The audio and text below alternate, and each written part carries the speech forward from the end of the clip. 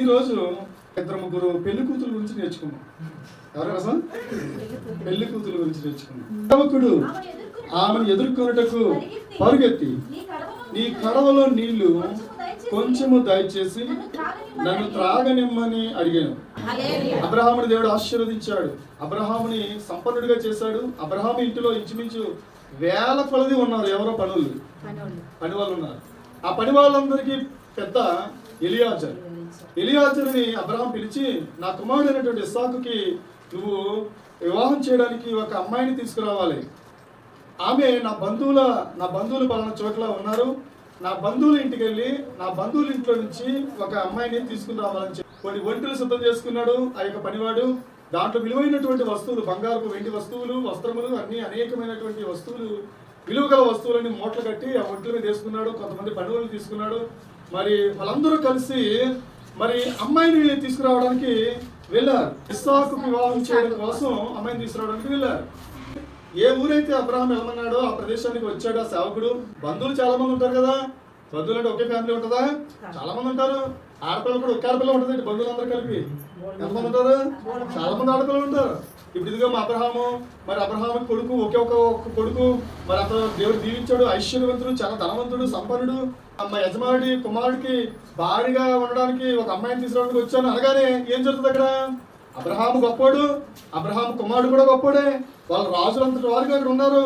అంత గొప్పగా వాళ్ళు ఉన్న వాళ్ళని పెళ్లి చేసుకోవాలంటే క్యూ కడతారు కదా, అవునా? ఇప్పుడు చాలా మంది ఉంటారు. మరి చాలా మందిలో యోగ్యురాలు ఎవరిని తీసుకెళ్లాలో, ఎవరు తీసుకెళ్తే ఇస్సాకుకి సరిగ్గా సెట్ అవుతారనేది తనకు అర్థం కాలేదు. అందుకని ఒక మంచి ఆలోచన చేశాడు. ఏంటి ఆలోచన అంటే ప్రార్థన చేస్తున్నాడు. ఏ అమ్మాయిని అయితే, ఇక్కడ చాలా మంది ఆడపిల్లలు వస్తారు కదా, ఒక బావి దగ్గరికి వచ్చాడు. అక్కడ బావి దగ్గర నిలబడ్డాడు. మరి చాలా మంది ఆ బావి దగ్గరికి వచ్చి నీళ్లు చేదుకోవాలన్నమాట. నీళ్లు చేదుకుంటారు. చాలా మంది కన్యకలు, వివాహం కాని ఆడపిల్లలు అక్కడికి వస్తారు కాబట్టి నేను దాహమునకు నీళ్ళు ఇమ్మని అడుగుతాను. ఎవరికి దాహానికి? తనొక్కడికే నా ఒక్కడికే దాహమునకు నీళ్ళు ఇమ్మ అంటాను. అన్నప్పుడు ఏ అమ్మాయి అయితే ఇదిగో నువ్వు తాగు, నీ ఒంటెలకు కూడా నేను నీళ్ళు ఇస్తాను అని ఎవరైతే అంటారో ఆమెయే నా యజమానికి కోడలు, నా యజమాని కుమారుని యొక్క భార్య ఆమె. కాబట్టి ఈ విధంగా మరి కనుక్కుంటాను, ప్రభా ఈ పనిలో నీవే నాకు సహాయం చేయని చెప్పి దేవునికి ప్రార్థన చేశారంట. ప్రార్థన చేస్తూ ఇంకా ప్రార్థన ముగించలేదు. ప్రార్థన ముగించకుండానే ఆయనకి ఎవరు వచ్చింది తెలుసా? రెబెకా వచ్చిందంట. ఆమె ఎవరు? అబ్రహాము యొక్క బంధువు, అబ్రహాము యొక్క రక్త సంబంధి. ఏమండి, దేవుడు కరెక్ట్ అయినటువంటి అమ్మాయిని అక్కడ తీసుకొచ్చాడు. దేవుడు స్తోత్రం కలుగాక. రెబెకా ఇతడు మనసులో ఇంకా ప్రార్థించడం ఆపలేదు. చూడ, ఆ మాటలు కూడా స్పష్టంగా ఉంటాయి. 45వ వచనంలో, నేను నా హృదయములో అట్లు అనుకొనుట చాలింపక ముందే. ఇంకా అనుకుంటూనే ఉన్నాడు. ఏమనుకున్నాడు? కొంతమంది ఆడపిల్లలు వస్తారు ఇక్కడికి. ఆడపిల్ల దాహం అడుగుతాను.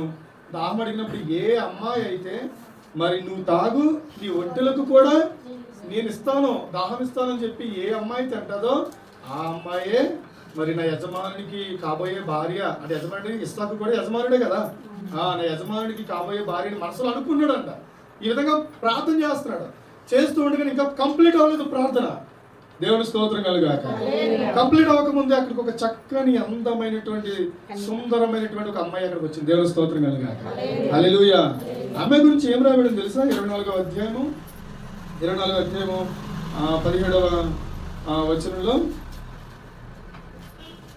17 కాదు అమ్మ, 15 నుంచి చదవండి. 15 నుంచి, అతడు మాట్లాడు చాలింపక ముందే అబ్రహాము సహోదరుడైన నాహోరు భార్యకు మిల్కా కుమారుడైన బెతూయేలునకు పుట్టిన రెబెకా కడవ భుజం మీద పెట్టుకుని వచ్చిన. దేవుని స్తోత్రం కలుగాక. ఆమెను దేవుడు అక్కడికి పంపించాడు. ఏదైనా కార్యం జరగాలంటే దీర్ఘ ప్రార్థనలు చేసేవలసిన పని లేదు.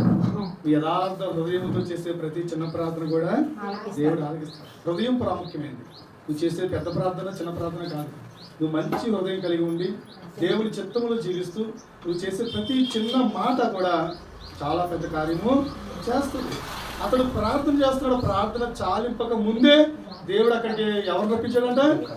ఎవరైతే ఇస్సాకు కరెక్ట్ అయిన భార్యో, ఎవరైతే ఇస్సాకు కోసం దేవుడు ముందుగానే సిద్ధపరిచాడు రెబెకాని, ఆ రెబెకాని అక్కడికి రప్పించాడు.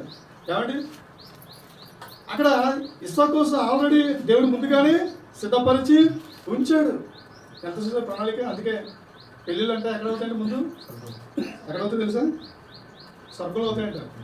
అవునా? కాబట్టి నువ్వు కట్టుకున్న భార్య లేదంటే నువ్వు పెళ్ళి ఆడినటువంటి భర్త నువ్వు ఎన్ని ప్రయత్నాలు చేసినప్పటికీ కూడా ఎక్కడెక్కడ తిరిగినప్పటికీ కూడా కరెక్ట్గా అక్కడికే వస్తావు. ఎక్కడికి? నువ్వు ఈ దేవుడి ప్లాన్ ఎవరిలో ఉందో ఎక్కడ ఉందో అక్కడికే వస్తావు. చాలా మంది అంటారు నిన్ను కట్టుకున్న తర్వాత నా జీవితం నాశనం అయిపోయింది అంటారు.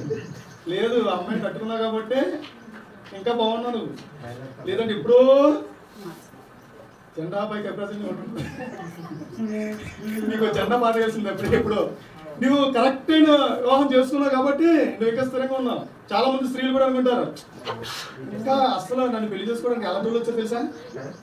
ఎలాంటి వాళ్ళు వచ్చారు చేసుకుంటే తెలిసేది నీకు. అప్పుడు ఎప్పుడో నీ పని అయిపోయేది. ఎవడొచ్చినా ఎటువంటి వాడు వచ్చినా నువ్వు ఎవరితో ఉండాలో అది ముందుగానే నిర్ణయము చేయబడింది. దేవుని స్తోత్రం కలుగాక. హల్లెలూయా. వాక్యం ఏముందంటే స్త్రీ అంట పురుషుల్లో నుంచి వేయబడింది, ఎముక. దేవుని స్తోత్రం కలుగాక. హల్లెలూయా. ఎవరంట? ఎముక. నువ్వు ఎవరి కోసం సిద్ధపరచబడి ఉంచావో ఖచ్చితంగా వారి దగ్గరికే నువ్వు చేరుకుంటావు. కాబట్టి నువ్వు నిరాశలో ఉండొద్దు. అయ్యో అనవసరంగా ఇతను చేసుకున్నానే, అనవసరంగా ఈవెన్ చేసుకున్నానే అనేటువంటి ఆలోచన ఇప్పుడు కూడా రానివ్వద్దు. నువ్వు అలాగే చేసుకున్నావు కాబట్టి నువ్వు సంతోషంగా సుఖంగా ఉన్నావు. కాబట్టి దేవుడు ఏర్పాటు చేసిందే తప్ప వేరొకరు ఏర్పాటు చేసింది కాదు. దేవునికి మహిమ కలుగును గాక. ఒక ఆయన అంటే పెళ్లి చేసిన భాస్కర్ దగ్గరికి వెళ్ళి మా ఆవిడ ఎముక అన్నాడు. 3 నెలల తర్వాత పెళ్ళి 3 నెలల తర్వాత అదేంటో పెళ్ళగంట అంటే అవునండి భాస్కర్ నా ఎముక ఎక్కడ తెలుసా? మా ఆఫీస్లో ఉన్నాడు.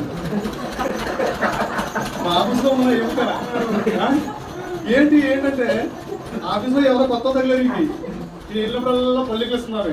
ఇంకా చూసుకోండి, నా భార్య నా ఎముక కాదు, ఎవడ ఎముకో నా భార్య. చూసారా ఏమన్నాడు? ఇంకొకటి ఎముక అంట.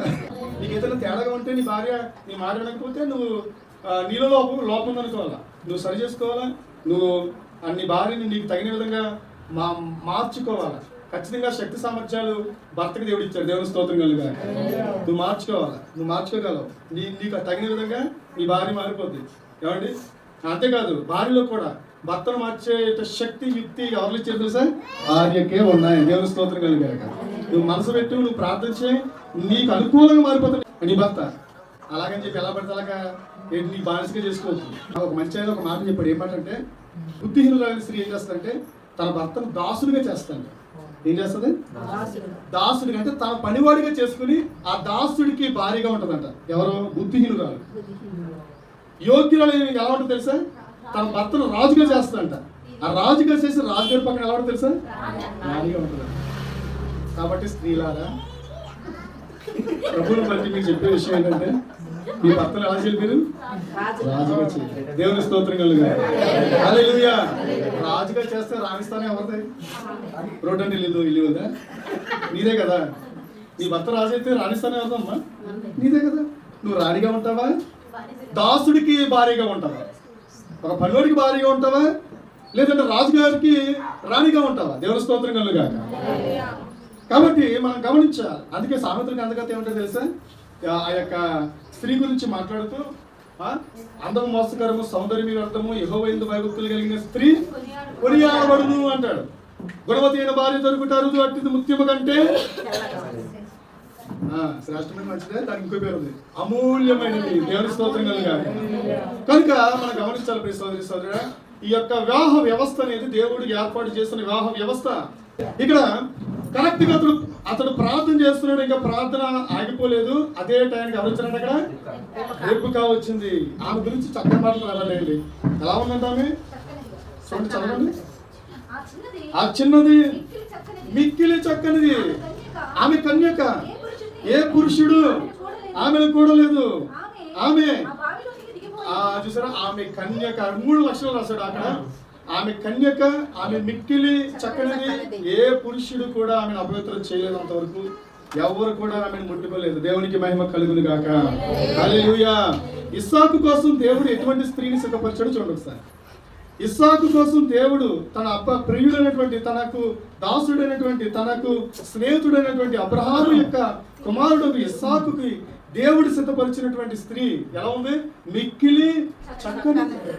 ఆమె చాలా చురుకైనది, చాలా ఫాస్ట్ అంటే లోకానుసారమైన ఫాస్ట్ కాదు, లోకంలో చాలా ఫాస్ట్ అంటే వేరే అర్థం ఉంటుంది దానికి. ఆమె చాలా చురుకైనది దేవుడి విషయాల్లో.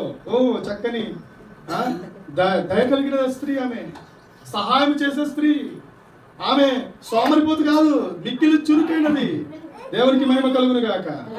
ఎప్పుడు స్త్రీలు అంటే చాలా చురుకైన వారంట. చురుకుదనం అంటే ఏంటి?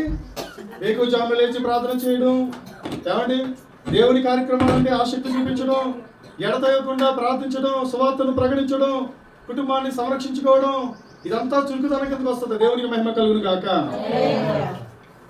బుద్ధి కలిగిన స్త్రీ అంట తన ఇల్లు కట్టుకుంటుందంట. ఏం కట్టుకుంటుందంట? 3 రాళ్ళు తన ఇంటిని ఏం చేస్తుందంట? పెరికి వేస్తుందంట. సామెతల్లో ఉంటాయి ఈ మాటలన్నీ కూడా, చాలా జాగ్రత్తగా గమనించండి. సామెతల్లో ఉంటాయి. ఇల్లు కడతాది స్త్రీ, స్త్రీ ద్వారా ఇల్లు కట్టబడుతుంది. ఈ స్త్రీ ఎటువంటిదంటే మిక్కిలి చక్కనిది, చాలా చురుకైనది, చాలా అందమైనది, అంతేకాదు పవిత్రమైనది. కన్యకమే, కన్యక. ఇక్కడ రిబ్కా ఎవరికి సాదృశ్యంగా ఉందంటే సంగమునకు సాదృశ్యంగా ఉంది. ఇస్సాకుకు సాదృశ్యం ఎవరంటే యేసుక్రీస్తు ప్రభువారే. దేవుని ఇస్సాకుకి భార్యగా మరి చేయడానికి సిద్ధపరచబడినటువంటి స్త్రీ యొక్క లక్షణాలు ఎలా ఉన్నాయంటే ఆమె మిక్కిలి చక్కనిది, ఆమె పవిత్రురాలైనటువంటి కన్యక. సంఘము కూడా ఎట్లా ఉండాలంటే మిక్కిలి పవిత్రతను కాపాడుకోవాలి. మనము పవిత్ర సౌందర్యము దేవుడు కోరుకుంటాడు అంటే. కీర్తనల గ్రంథం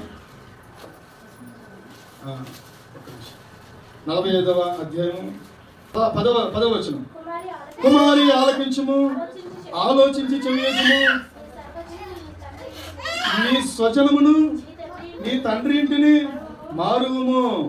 ఈ రాజు నీ ప్రభువు, అతడు నీ సౌందర్యమును కోరినవాడు. దేవునికి మహిమ కలుగును గాక. హల్లెలూయా. అతడు ఏం కోరుకున్నాడు? ఈ రాజు అనగా ఈ పరిపాలన చేసేటువంటి సర్వలోకాధిపతి అయినటువంటి యేసుక్రీస్తు ప్రభు వారు రాజుగా ఉన్నాడే, ఆయన ఎవరు అనుకున్నావు?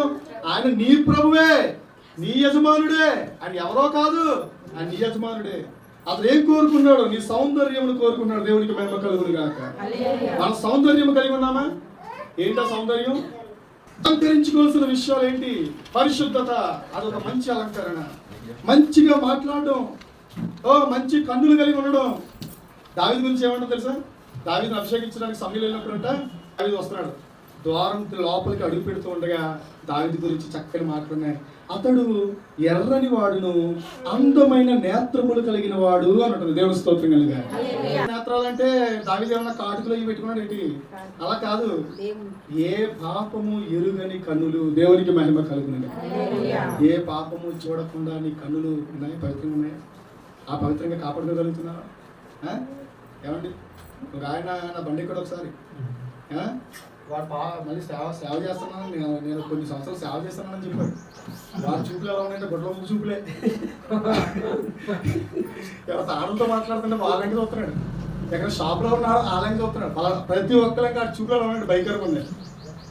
పెద్ద మీరు సేవ చేస్తారా మీరు అన్నా? నేను 3 సంవత్సరాలు చేస్తున్నాను. మరి ఏముంది సేవ అంటే? లేదు, సరిగ్గా నడవలేదు సేవ. ఆ నడవడానికి బిజినెస్ ఇది నడవడానికి. ఈ ప్రవర్తన సరిగా లేదు కాబట్టి ఇతను అవైలబుల్ కాదు, వేస్ట్ అని చెప్పి దేవుడు తీస్తాడు అంతే. అనేకులు పాపముతో నిండిన కన్నులు కలిగిన వాళ్ళు భయంకరమైనటువంటి సినిమాలు చూడడానికి ఇష్టపడుతూ ఉంటారు. స్త్రీలను కూడా మోహపు చూపులతో చూడటం, ఇవన్నీ పాడైపోయిన కన్నులు. అవి దేవుడికి అందమైనవి కావు. ఈ లోకంలో ఈ కళ్ళు లాగా అందంగా ఉన్నా సరే దేవునికి మాత్రం నువ్వు గుడ్డోడివి, నువ్వు ఇటువంటి అంట, నువ్వు మార్గాన్ని తప్పించేవాడి కింద లెక్క. నీ కన్ను దృష్టి లేదు, నీ కన్నులు అందమైనవి కాదు. కనుక సరైనటువంటి సౌందర్యం ఏంటి అంటే మన అందమైన కన్నులు కలిగి ఉండాలి. దేవుని వాక్యంలో నుంచి సత్యాలను మనం తెలుసుకోవాలి. ఆత్మీయ నేత్రాలు కలిగి ఉండాలి. దేవునికి మహిమ కలుగును గాక. మన కన్నుల ద్వారా మన పరలోకపు దర్శనాలు చూడాలి. మన కన్నులు వాత్సల్యాన్ని చూపించాలి. మన కన్నుల్లో మరి అసూయ కానీ ద్వేషం కానీ ఏమి కూడా తెలుసా మీకు? అసూయతో కూడిన చూపు తెలుసా? కొంతమంది అంటారు ఆ చూపు పడిందంటారు, చాలా పడతారు. మనము దేవుడు కోరుకున్నటువంటి కన్నులు, దేవుడు కోరుకున్నటువంటి మంచి మాటలు, మంచి జీవితం, మంచి సౌందర్యం మనం కలిగి ఉండాలి. దేవునికి మహిమ కలుగును గాక. ప్రార్థన జీవితం అనేది మంచి ఆభరణం. వాక్యాన్ని చదివే అలవాటు ఉంటే అది ఒక మంచి ఆభరణం. అతడు బయట రాజుగారి ముందుకు వెళ్ళేటప్పుడు మరి నపుంసకుడు ఒకడు ఉన్నాడు అక్కడ. అతడు అలంకరించేవి కాకుండా ప్రతి ఒక్క అమ్మాయి కూడా, ప్రతి ఒక్క కన్యక కూడా ఏం చేస్తుందంటే ఆమెకి ఇష్టమైనటువంటి అలంకరణలు ధరించి రాజుగారి దగ్గరికి వెళ్ళిందంట. ప్రతి ఒక్కరు కూడా అక్కడ నపుంసకుడు ఉన్నాడు, రాజుగారి దగ్గరికి వెళ్ళేటువంటి ఒక స్త్రీని ఏం చేస్తున్నాడు, అలంకరిస్తున్నాడు. అలంకరించినప్పుడు ఎలా ఉన్నారు తెలుసా, ఇది బాలేదు, ఇలా వద్దు, నాకు వద్దు. అతను నపుంసకుడు చుట్టూ చక్కగా అల్లాడు అనుకోండి, ఆ అల్లికల్లో తీసేస్తున్నారు అనమాట. ఏదైనా బొట్టేట్లు లేదు, ఏదో చేస్తాను అనుకోండి, ఏమి మాకు దిగొద్దు, మేము అలంకరించుకోవడం అని చెప్పి గంటల అద్దం ముందు కూర్చుని అలంకరించుకుని రాజుగారి దగ్గరికి వెళ్ళారంట. రాజుగారు ఏమన్నా తెలుసా, చీవతన్నాడు అంతే, అలాగే అన్నాడు. ఏనుడు అసలు కనీసం వాళ్ళ దగ్గర కూడా పోలేదు, దగ్గర రాలేదు. చేస్తారు అలాగే తెలుసా, అసలు ఏ అలంకరణ. ఆ నపుంసకుడు అలంకరిస్తాడంటే సరే వెళ్ళి కూర్చుంది. ఆ నపుంసకుడు అలంకరించాడు. ఎలా ఉన్నది అలాగే వెళ్ళిపోయి రాజుగారి దగ్గర కూర్చుంది. దేవుని స్తోత్రం. చూడండి, ఇస్తేరు గ్రంథం ఎక్కడ ఉంటుంది, ప్రకటనకి ముందు ఉంటుంది. దేవుని స్తోత్రం గ్రంథం 2వ అధ్యాయము చదవండి.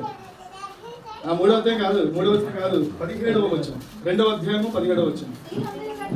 స్త్రీలందరికంటే రాజు, అబ్బా దేవుని స్తోత్రం కలుగాక, హల్లెలూయా. స్త్రీలందరికంటే రాజు ఎస్తేరును ఎందుకు ప్రేమించాడు? చక్కగా అలంకరించుకున్నారా, ఎన్నో ఆభరణాలు ఉన్నాయనా, మంచి వస్త్రాలు ధరించిందనా, ఏంటి కారణం? కాబట్టి ఆమె సౌందర్యము, ఆమె యొక్క అందము రాజుగారికి నచ్చిందంట. అది ఆ యొక్క ఆభరణాల ద్వారా వచ్చింది కాదది, వస్త్రాల ద్వారా వచ్చింది కాదది. చాలా మంది అండి ఏదో ఎంతగా అలంకరించుకుంటారు, నాకు అర్థం ఎందుకు అలంకరించుకుంటారు. నీ అలంకరణ నీ భర్తకి నచ్చదు తప్ప.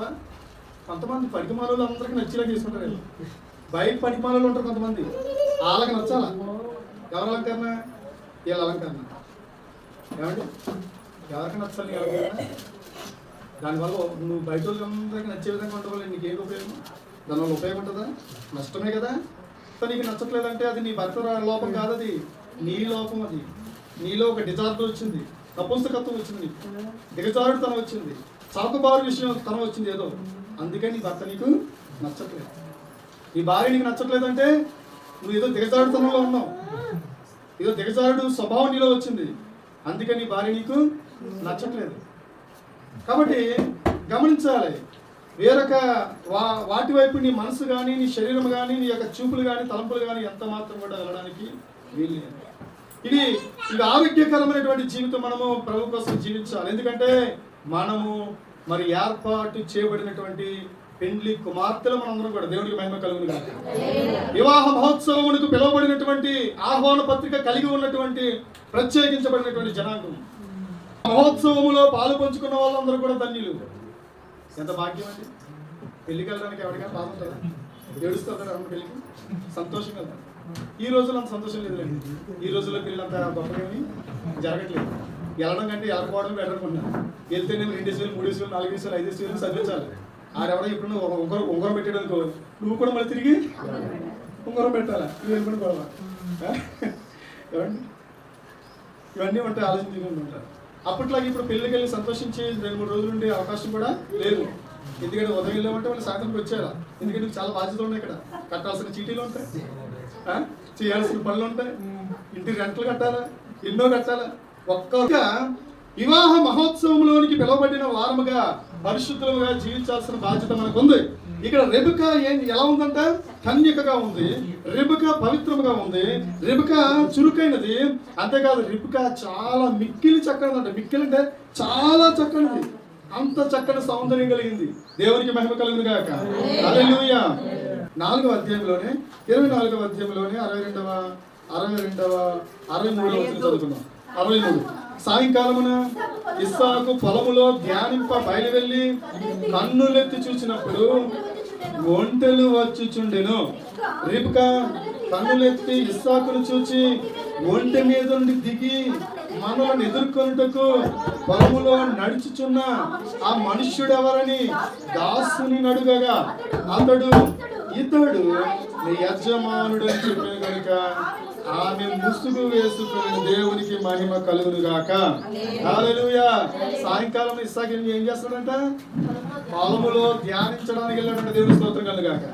అదేంటండి, భార్య తీసుకోవడానికి ఏమో పనుడు వెళ్ళాడు. మనోడు ఎలా ఉండాలా? కాళ్ళంటూ ఉండాలా, నాకు భార్య వస్తుంది, ఆనంద డోలికల్లో మునిగిపోతూ ఉండాలా. ఇప్పుడు వ్యవస్థలు చేసినట్లుగా పెళ్లి సెట్ అయితే చాలా ఫోన్ మీద ఫోన్ చేస్తాను. ఇంక చూసుకోండి, ఇంకా అర్థమవుతుంది. ఇంకా ఆనంద డోలికలు పెళ్లి వరకు కూడా ఊహలో తేలిపోతూ ఉంటారు. కొంత ఆనందంతో లేడు అక్కడ, ఆనందంతో ఊగిపోవట్లేదు అక్కడ. అతడు వెళ్ళి ఏం చేస్తాడంట, ప్రార్థన చేసుకుంటున్నాడు. అతనికి అలవాటు. ఆడ భార్యను తీసుకోవడానికి వెళ్ళాడని తెలుసు, భార్య వస్తుందని తెలుసు, భార్యకి సంబంధించిన ఊహలో ఏం లేడు ఇక్కడ. ఏమొస్తుంది, ఎలా ఉన్నాడు, ప్రార్థన చేసుకుని ప్రార్థన ముగించిన తర్వాత కన్నులు ఎత్తి చూస్తే తనకి ఒక భార్యను తీసుకొస్తాడంట తన దాసుడు. దేవునికి మహిమ కలుగునుగా. వాళ్ళు ఎదుర్కోవడానికి నడుచుకుంటూ వెళ్ళినప్పుడు రెబెకా దూరం నుంచి చూస్తుందంట. చూసి ఆ నడుచుకుంటూ వస్తున్నటువంటి ఆయన ఎవరు అని ఆ దాసుని అడిగితే అతడే నా మణి భర్త అని చెప్పాడు. దేవుని స్తోత్రం కలుగుగా. వెంటనే ముసుగేసుకుందంట. వెంటనే ముసుగేసుకోవడం అంటే అది దీన మనస్సుకి దీన మనస్సుకి చూస్తుంది. దీనురాలమే. దేవునికి మహిమ కలుగునుగా. హల్లెలూయా. రెబెకాని మరి ఇస్సాకుని దేవుడు దీవించాడు. వారికి చక్కని బిడ్డలు ఇచ్చాడు, 2 కుమారులు ఇచ్చాడు, వారిని ఆశీర్వదించాడు. రెబెకా సంతానం భూమి మీద విస్తరించింది. ఆమె ఆశీర్వాదకరంగా దేవుడు చేశాడు. దేవునికి మహిమ కలుగునుగా. హల్లెలూయా. రెబెకా సంఘమునకు సాదృశ్యంగా ఉన్నది. ఇందాక ఎస్తేరు గురించి మాట్లాడుకున్నాం కదా, ఎస్తేరు కూడా సంఘమునకు సాదృశ్యంగా ఉంది. సంఘముగా మనం ఎలాగ జీవించాలి, ఆ ప్రభువుకి ప్రియమైన వారముగా, ప్రభు యొక్క మరి ఆ వివాహ మహోత్సవంలో పాల్గొంచుకునే సంఘముగా, ఎత్తబడే సంఘముగా మన ఇటువంటి గుణలక్షణములను కలిగి ఉండాలని ఖచ్చితంగా మనం సిద్ధపడి ఉండాలా. యేసయ్యకు ఆయన పరిశుద్ధుడు, ఆయన గొప్పవాడు, ఆయన భార్యకు ఉండాల్సినటువంటి గుణలక్షణాలు సంఘము కలిగి ఉండాలి. దేవునికి మహిమ కలుగునుగా. హల్లెలూయా. పరిశుద్ధులుగా జీవిస్తున్నాం. మనము చక్కని గుణలక్షణములను కలిగి ఉన్నామా? సామెతల గ్రంథంలో అంటాడు, మరి మాట్లాడుతూ ఆమె భర్త ఆమె మీద నమ్మిక ఉంచుతాడంట. ఎవరి మీద? క్రైస్తవ జీవితము జీవిస్తున్నటువంటి మనము ఏమండి కుటుంబాన్ని ఈ విధంగా కట్టుకోవాలి. భర్త భార్య యందు నమ్మిక కలిగి ఉంటాడు. ప్రతి విషయంలో చేసినప్పటికీ కూడా దాంట్లో మరి ఆ భర్త విజయం సాధిస్తాడంట. వాటిలో అతని లాభ ప్రాప్తికి వెలితి కలుగదు. ఎందుకు వెలుగు అంటే భార్య చక్కగా ఉంటే ఇంట్లో భర్త ఎన్ని పనులు చేస్తాడు తెలుసా? నీ టెన్షన్ ఎక్కువైపోతే వాడికి ఏ పనైనా జరుగుతుందో, బయట ఏ పనైనా జరుగుతుందండి, ఆ టెన్షన్ ఎక్కువైపోతుంది. ఈరోజు చాలా మంది భర్తల కంటే ఆశ ఎక్కువ ఉంటలేదంట. ఎందుకు? భార్యల వల్ల పీడించేస్తారంటే మామూలుగా జరగలేక, మామూలుగా కాదు. కాబట్టి ఏ సమస్య అయినా బయట డీల్ చేయడానికి ధైర్యం ఉంటుంది, కానీ భర్తకి భార్య విషయం వచ్చినప్పుడు మాత్రం ఇక చూసుకోండి, అలాగే ఏంటి గోడకి బాగా తీసుకుంటాడు.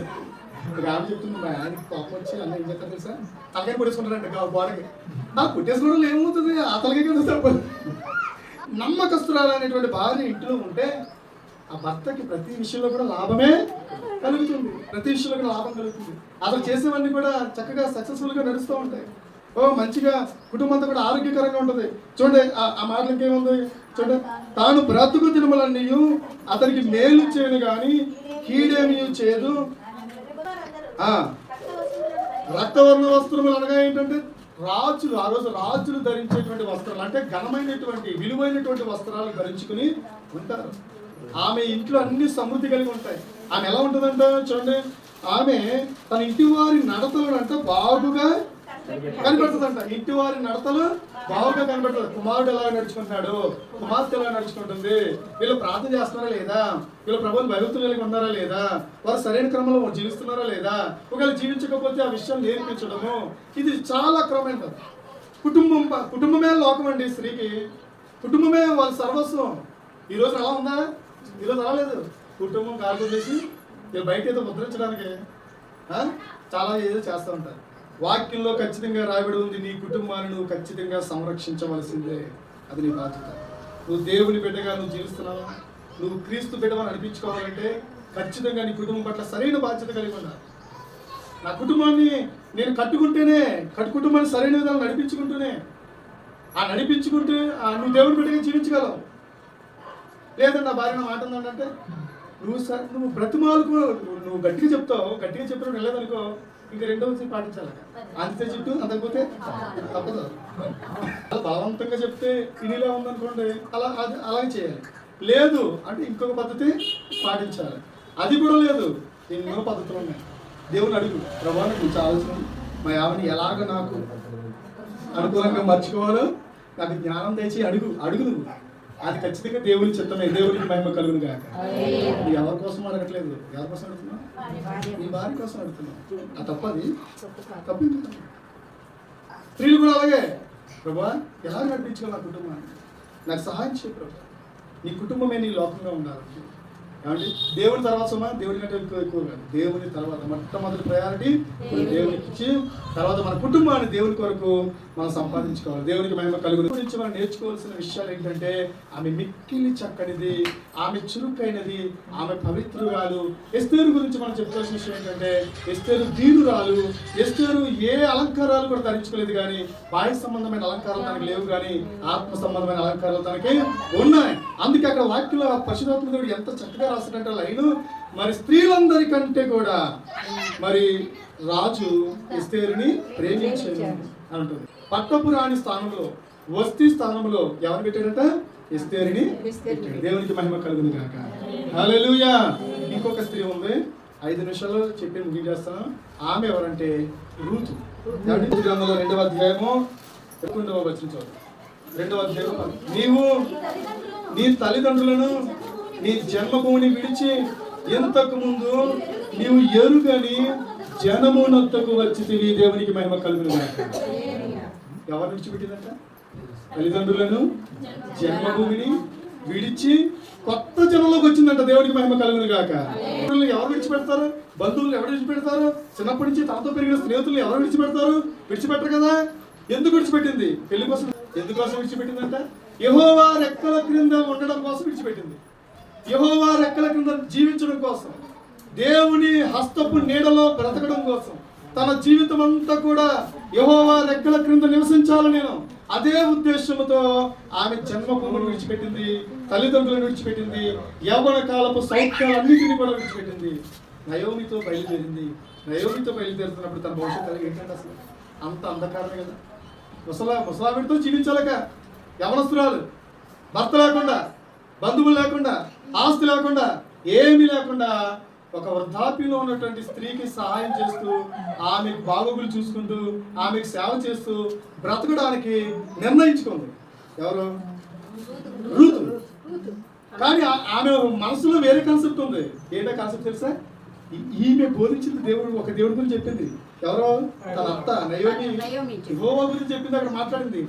ఆ యెహోవా యొక్క రెక్కల క్రింద నివసించడం కోసమే ఏది విడిచిపెట్టింది తెలుసా? జన్మభూమిని, తల్లిదండ్రులను, యవ్వన కాలపు సౌఖ్యాలను అన్నిటిని విడిచిపెట్టేస్తుంది. నాకు పెళ్ళి వద్దు, ఏమొద్దు అన్నది. ఏం అవసరం లేదు, నేను నీతో పాటు ఉంటాను. నీ దేవుడే నా దేవుడు. ఆ మాట చాలా గొప్ప ఉంటాయి. నీ దేవుడే నా దేవుడు, నీ జనమే నా జన్మ. అది విషయం. నీ దేవుడే నా దేవుడు. ఆ దేవుని రెక్కల కింద ఉండడం కోసం సమస్తాన్ని. ఎంత గొప్ప భాగ్యం అండి, ఎంత గొప్ప భాగ్యం. అందుకే బోయజ్ అంటాడు, ఇదిగో యెహోవా రెక్కల క్రింద నువ్వు జీవించడం కొరకు నువ్వు వచ్చావు. ఏమవుతుంది అక్కడ తర్వాత? ఆయన నీకు సంపూర్ణమైన బహుమానం ఇచ్చిన. దేవునికి మహిమ కలుగును గాక. ఆయన నీకు సంపూర్ణమైన బహుమానం ఇస్తాడు. నీ దేవుడు ఏది కూడా అన్యేషణ కాదు. నువ్వు చేసిన దానికి ఖచ్చితంగా సంపూర్ణమైన బహుమానం. నువ్వు ప్రతి చిన్న పనికి కూడా బహుమానం ఉంది. దేవునికి మహిమ కలుగును గాక. ఎటువంటి బహుమానం అది? శాశ్వతమైనటువంటి బహుమానం, వాడబారనిది, ఎన్నటికీ కూడా మరి అది చెడిపోనిది అనమాట. ఆ బహుమానం శాశ్వత కాలం ఉండేది, శ్రేష్టమైనది. అది దేవుని యొక్క మరి రాజ్యంలో యుగాలు జీవించేటువంటి భాగ్యం. దేవునికి మహిమ కలుగును గాక. హల్లెలూయా. ఎంత భాగ్యం అండి. యేసయ్యకు బహుమానం ఇస్తుంది తెలుసా? నీ జీవితంలో నువ్వు చేసే ప్రతి దానికి కూడా ప్రతిఫలము ఉంది. ఎంత మంచి దేవుడు మన దేవుడు. ఎన్ని గొప్ప ఆశీర్వాదాలు మన కోసం దాచించాడు. నువ్వు జీవించే జీవితం మరి ఈ విధంగా జీవించడానికి కనుక నువ్వు కూరుకుంటే, ఒక రెబెకా లాగా, ఒక రూతు లాగా, ఒక ఎస్తేరు లాగా సంఘం అనేది ఆ విధంగా ఉండాలి. అంత స్త్రీలుగా కాదు, వెనకాల పురుషులు ఏమనుకుంటారంటే ఇది ఆడవాళ్ళకి మన సంబంధం లేదు. స్త్రీ అయినా పురుషుడైనా సంఘానికి సాదృశ్యం. ఈరోజు ఆడవాళ్ళే కాదండి, ఇప్పుడు మొగోళ్ళు కూడా బ్యూటీ పార్లర్ అంటారు. Men's beauty parlour. అందంగా అలంకరించుకోవడం, హైబ్రిడ్ చేయించుకోవడం మొగోళ్ళు. ఆడవాళ్ళు కష్టాల్లో నుంచుంటే ఒక అమ్మాయి నిల్చుంది ముందు, ఇలా నిల్చుంటారు. వెనకాల జుట్టు ఎంత పొడిగా ఉంది, ఇలా నిల్చుంది, షర్ట్ ఇలా నిల్చుంటే ఇలా నిల్చుంది, ఏంటి మొగోళ్ళ ఉందంటే అన్నట్టుగా అనుకున్నాను. తీరా ఇలా తిరిగి వస్తే అడిగేసాను. వెనకాల నుంచి వస్తుంటే ఖచ్చితంగా అమ్మాయి అనుకున్నాను. ఖచ్చితంగా ఎంత పొడుగు చుట్టూ, ఎంత పొడుగు మీసాలు, ముందు చూస్తే మీసాలు జుట్టులో ముడేసుకుంటాడు. ఏమండి ఆడవిడ కొబ్బరి నూనె ఏదో ఆయిల్ అంట తయారు చేశాడంట, ఈ ఆయిల్ రాసుకుంటే జుట్టు పొడుగు వచ్చేదని చెప్తాకి యాడ్ ఇవ్వడం కోసం వాడి జుట్టు పెంచేసుకున్నాడు. ఆయన ఎలాగెత్తాడంటే ఈ ఆయిల్ రాసుకుంటే మీ జుట్టు పెడుతుంది, ఆ జుట్టుని ఇలా వేసుకున్నాడు. ఆడలు వేసుకుంటారు కదా, ఇలా వేసుకుంటారు కదా ముందుకి, అలాగే వాడు కూడా ఇలా వేసుకుని నా జుట్టు లాగే సిక్కు నీకు అంత యాడ్ అవ్వడానికి మీ ఆవిడో ఎవరో పెట్టారు. నువ్వు పెంచేసుకోవాలా జుట్టు ఆడలాగా? ఏమండి అటువంటి భయంకర పనులన్నీ చేస్తున్నారు ఇప్పుడు. ఇలాగ నాకు ఈ సౌందర్యం ఏంటి, ఏంటి సౌందర్యం ఏంటి అవి ముగించేస్తానమ్మా.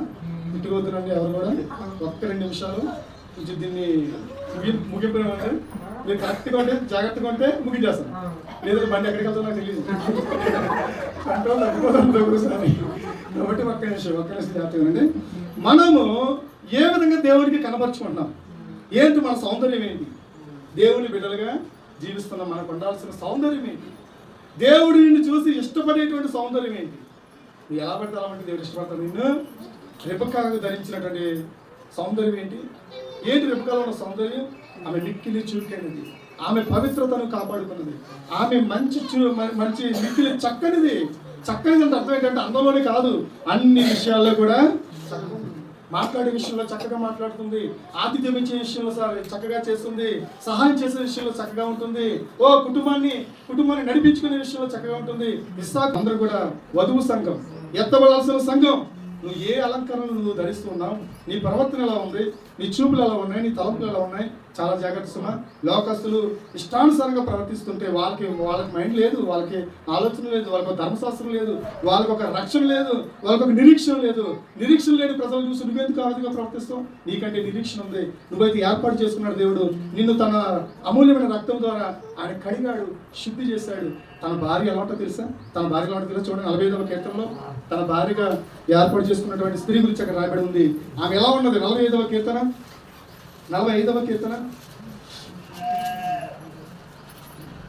ఇందాక చదివిన వచనంలోనే 45వ కీర్తనలో చూడండి, పైన వచనం చదువుతాం, 5వ వచనం చదువుతాం ఒకసారి. 5 కాదు 8వ వచనం చదవండి. నీ వస్త్రములెల్లా గోపరస వాసనే, అగరు వాసనే, లవంగి పట్ట వాసనే, పరిమళ వాసనగా ఉండుట కొరకు ఆయన మనల్ని మరి ఏం చేయడంట, ఆయన సిలువలో తన శరీరాన్ని, తన అమూల్యమైన రక్తాన్ని మన పరిమళ వాసనగా వేసే మనల్ని చేశాడు. ఈ పరిమళ వాసనగా ఉన్న నీవు ఆ పరిమళ వాసనతో మరి నీ జీవితకాలం అంతా కూడా నువ్వు వెంబడించాలి, ఆయన ఆరాధించాలి, ఆయన మహిమపరచాలి. ఆయనకు ప్రియమైనటువంటి బిడ్డగా నువ్వు జీవించడం నేర్చుకో. సోదరుడు ఆ యొక్క గమనించండి, ఎస్తేరు లాంటి గుణలక్షణాలు, ఆ యొక్క ఎవరు రూతు లాంటి గుణలక్షణాలు, రిబ్కా లాంటి గుణలక్షణాలు మళ్ళీ ఉన్నాయా లేదా? ఆ పవిత్రత మనలో ఉందా? అటువంటి కన్నులు మనకు ఉన్నాయా? అటువంటి చూపు, ఆ తలవులు మనకు ఉన్నాయా? అటువంటి జీవితం మనకు ఉన్నదా? భక్తుడు అంటాడు, మట్టి దేహానికి నువ్వు ఏమిచ్చి మహిమ తెస్తావు అంటాడు. మట్టి దేహానికి, మట్టి కట్టబడికి ఏమిస్తే గంత వస్తుందంట? నువ్వు అందమైన వస్త్రాలు వస్తే చేసినంత మాత్రాన నీ మట్టి దేహానికి గంత వస్తుందా? నువ్వు బంగారం మీద మాత్రం మట్టి దేహానికి గంత వస్తుందా? ఎప్పుడు గంత వస్తుందో తెలుసా? నువ్వు యేసు రక్తంలో కడగబడితే నీ మట్టి దేహము మహిమగల దేహముగా మార్చబడిపోతుంది. దేవునికి మహిమ కలుగును గాక. హల్లెలూయా. కనుక అటువంటి మహిమ కలిగిన దేహాలతో మనం ఆ యొక్క పెళ్లి విందులో మనం ప్రవేశించబోతూ ఉన్నాం. దేవుని రాజ్యానికి చెందిన వారు మనం, దేవుడు ఏర్పాటు చేసుకున్నాడు మనల్ని. కాబట్టి దేవునికి శ్రేష్టమైనటువంటి, ఇంపైనటువంటి, సువాసన ఇచ్చేటువంటి జీవితాన్ని మనం జీవిద్దాం. అట్టి కృప ధన్యత దేవుడు మనకి దయచేయను గాక. ఆమేన్. ప్రార్థన చేసుకుందాం. మీరు ఆమెన్ అన్నారు కానీ ఆమె అనట్లేదు, నాకు అమ్మయ్య అన్నట్టుంది.